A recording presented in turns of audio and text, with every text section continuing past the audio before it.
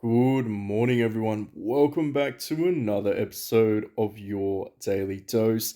Today on the channel, we have the newly anticipated Celebrate Festival.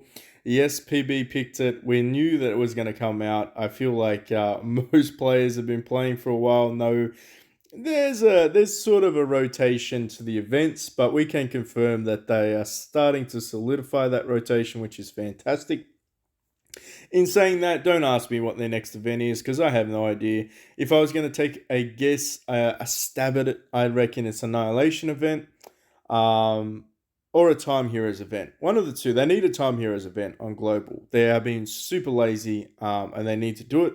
They need to release a Mythic Time Hero. That's PB's word of advice for the day. Unfortunately, it is still on the back burner if they are going to allow us any access to the partnership level of GT Arcade. So if you do have any, time to put in your feedbacks, just tell them, hurry up and make PB a partner already. Give him some free codes, let him build the community, and I think we can all agree that would be a healthy option because currently there's not really anything going on in terms of the global community. Which is kind of sad. But either way, if you are new or visiting the channel, welcome. You don't have to hit that like, subscribe, notification button. It's okay, I understand. This event is a little bit boring. Unfortunately, you really, even as I'm tabbing through it, I feel like most players can kind of grasp the concepts.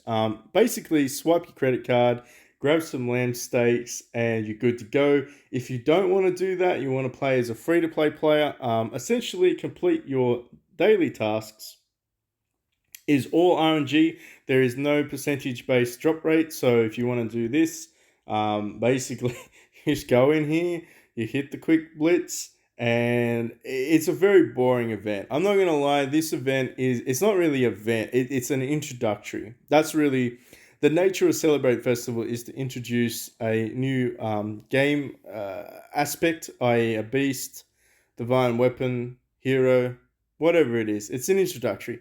So you just take it as a grain of salt. You do your missions if you've been saving up your divine weapons. If you haven't, it's okay. Keep saving them. Basically, do your rebates, which is pretty stock standard. If you're ever curious, just hit the go button and it will take you to the event that you need to do. For instance, here, hit the go button and boom, you go straight into this one. We'll just do those. We'll grab them. And it's pretty much it. That's pretty much it. That's the event in the nutshell. There's nothing too crazy going on there. The goodie exchange, as I probably explained before, requires you to spend some money in order to get some lamb steaks. If we're going to talk about best value, I would say that the daily $1 package is best value, and the God's Blessing first package for $7.99, or the cheapest package, is best value. Outside of that, there's nothing really that I would consider worth buying. You can buy a couple of those each day if you are a light spender. And essentially speaking, you should be able to accumulate enough lamb steaks to, well, I don't know if you'll be able to actually buy a full kitty cat. Let's be honest, you need 55 shards, which is, oh, it's like 110. You need 110 lamb steaks to fully build Pixiu. And that's not including the fact that you will also need to buy Pixiu shards. So you can buy 45 of these for 9k gold.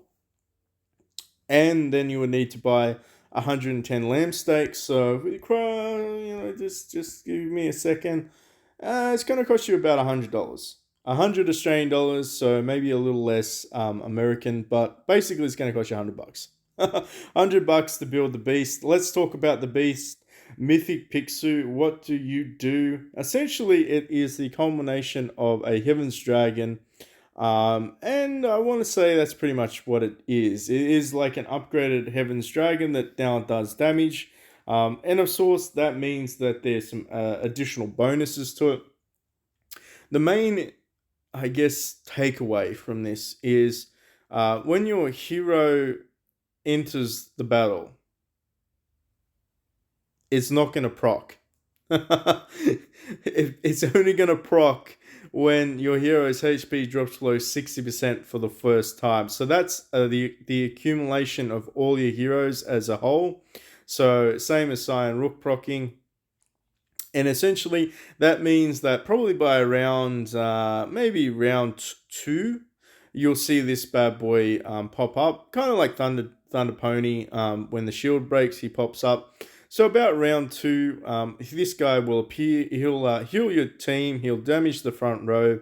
He'll basically add a shield, and then on top of that shield, if your team's already at full HP, which I kind of doubt that it will be, it gives an additional shield, and on top of that, it gives an attack and defense buff, and it also does another ability to 2 random allies or a random ally, depending on what star level. You get this thing called Auspice, and essentially that means that it either nullifies damage or reflects damage for 2 rounds for one of your heroes. So it's a pretty it's pretty much like the oh shit support monster, which is cool. It is cool, and obviously the more interesting ability is Hard Light Forging. So essentially, for 2 rounds, depending on which ally this gets stacked on, it has a damage increased effect depending on their HP. So as their HP drops, they get more damage. But interestingly, they actually have an ability to ignore or remove gust and invincibility. So if for whatever reason you get down to that point where the annoying Cyan Rook procs, and for whatever reason the hero that this lands on manages to hit the one that Cyan Rook has with the invincibility shield on it, this one will take away that invincibility.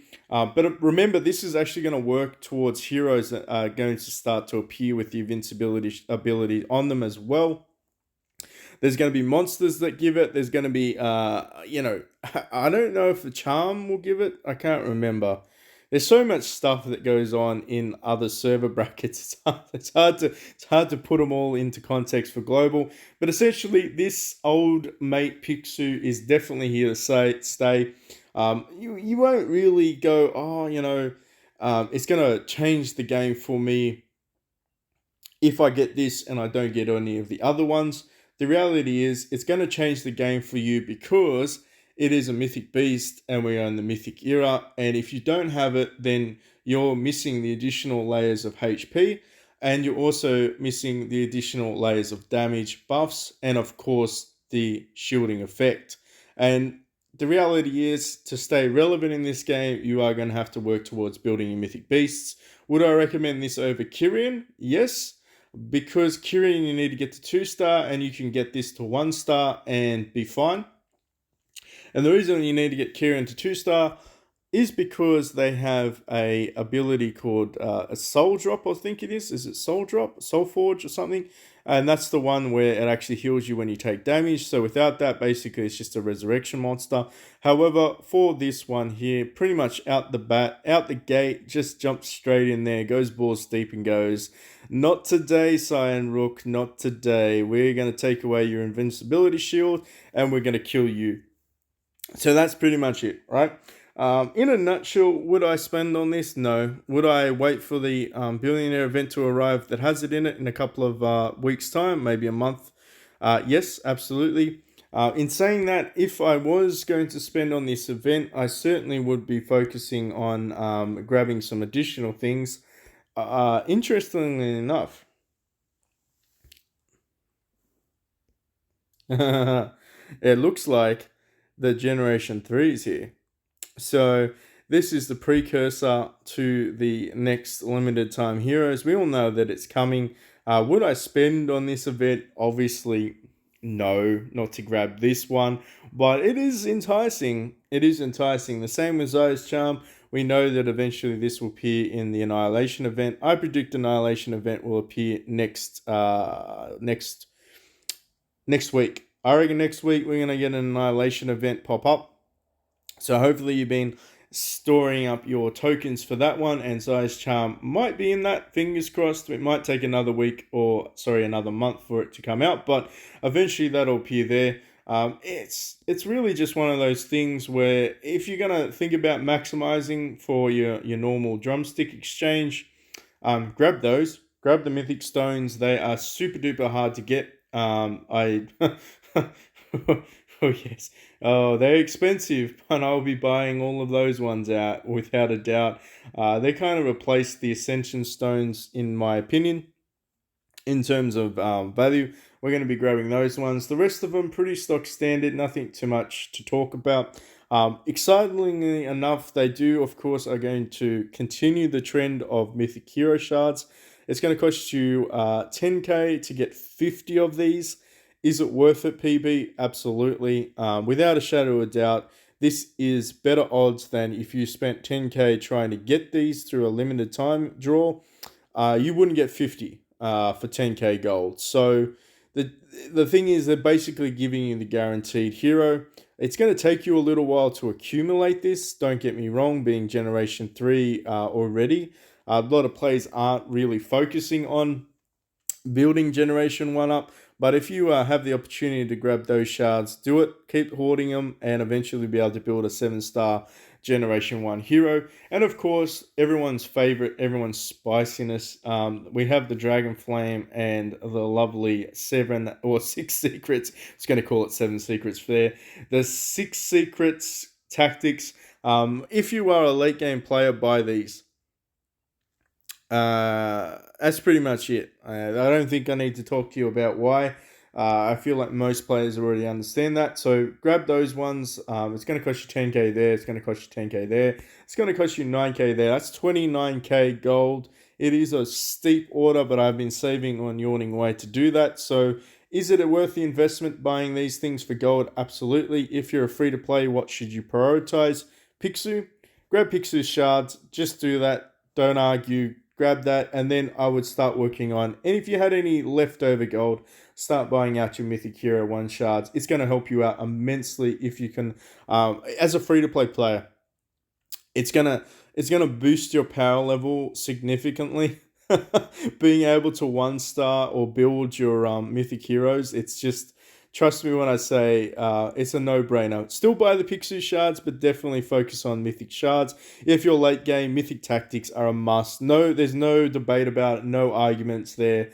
If you really want to understand why you need to do that, we can have a chat in Discord, in the comment section, or of course Facebook. But essentially speaking, these are the ones that are the metas. This is your meta. Burning tactic, all allies increase damage. Self-explanatory. Self-explanatory, right? Allies increasing damage, and this one is allies reduction damage. It is just, you need to get those ones. It is a whaley thing to do. It's going to take me a very long time because I'm not spending. I choose not to spend like $1,000 to buy those ones. Obviously, anyone with a brain, no offense if you did buy it, but anyone with a brain wouldn't want to do that. And obviously, if you are looking at getting some Stark Armors, you can buy these ones as well. But that's pretty much it in a nutshell. Make sure you are doing your due diligence and farming out every single drop of gold that you can through this event. If you don't do anything throughout the week, make sure at least on the weekends that you are maximizing this event progress. Do every single one of them. Don't complain to me that you never have any gold. I don't want to hear it. The game is literally throwing 3k gold at you over the weekend.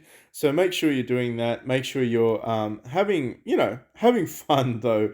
It's not meant to be a chore. If the most annoying one, I'm going to say this, right? The most annoying one is, where the hell is it? I've already done it. I might have even done it already. Did I do it? Let me think about this. This is the most annoying one. This is the most annoying one, but it's the most valuable one. And people will probably ask me why it is the most valuable one. Because of these. You're going to need a bucket load of these, an absolute metric bucket load, in order to mythicize your relics. If you're thinking, oh, it's not important, think again, it really is, because that is where you're going to get your maximum amount of attack buffs, defense buffs, and basically character progression. You need to do your relics on every single character, and if you haven't figured that out, that's like a lot. 12, I think? Is it 12? I feel like it's either 10 or 12. Let me think about this. 1, 2, 3, 4, 5, 6. Yes. So it's 12. So you're going to do that 12 on 12 characters, and it is a metric bucket load of just stuff. Trust me. Do those ones. Try to do those ones. If you can't get it into a group, try to wait for. I would advise this. Try to wait for the time, if I can remember where to go. There's a time here, up here. So try to get that because you get 2 times honor and you get extra medals on the weekend. So if we go into search a team here, I don't think we're actually going to get one. Create a team. There is a bonus. And on top of that bonus, if you decide to go between these hours, so 1 o'clock to 2 o'clock, and from 6 o'clock to I believe 8 o'clock, um, you're actually going to get 2 times, and that's going to really help you in terms of making some progress. Anyway, I think that's pretty much it in terms of the event and some of the advice for the weekend grinders out there. Um, One thing that I will leave this on, if we go into events, they upgraded the weekly packages. Now they didn't upgrade the tooltip up here, which is slack on them, but they did upgrade the actual packages. So you can now get Generation 4 Legendary Hero Shards. You can now get Generation 3 Legendary Fire Kitty, and you can get Generation 4 basically the weapons. So they did upgrade those ones. The tooltips don't match, so if it's been around for a while, I do apologize because I don't really look at it.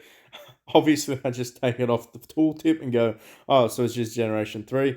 But anyway, I feel like this might actually start to be a little bit more valuable. A little bit more valuable to buy because you want to get that Fire Kitty max at 7-star. This might be a great way to do so. And of course, if you're still building some Generation 4 heroes, this will be a great addition. Would I prioritize that over the Celebrate Festival packages? Absolutely not.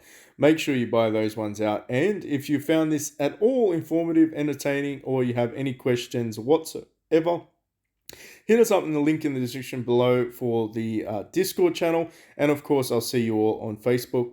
Thank you for watching.